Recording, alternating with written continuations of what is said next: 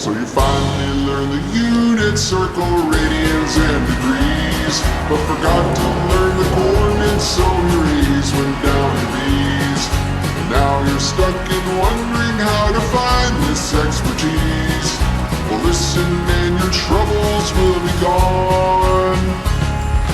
1, 0, with 3 over 2, 1 half, root 2 over 2, root 2 over 2, and the rest is just a left.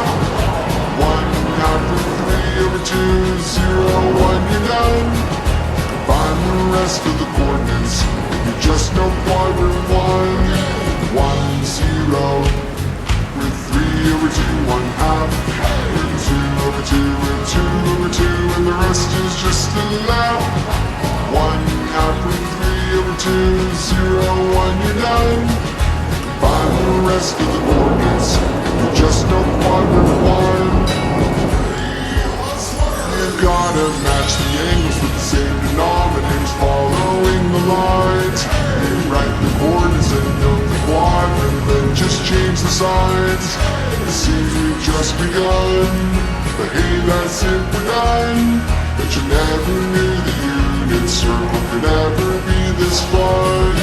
Match the angles with the same denominators, following the lines.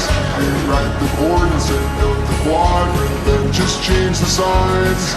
It seems we've just begun, but hey, that's it, we're done. But you never knew the unit circle could ever be this fun. 1, 0, with 3 over 2, 1 half, root 2 over 2, root 2 over 2, and the rest is just a left. 1 half root 3 over 2, 0, 1, you're done. Find the rest of the coordinates, if you just know quadrant 1. 1, 0,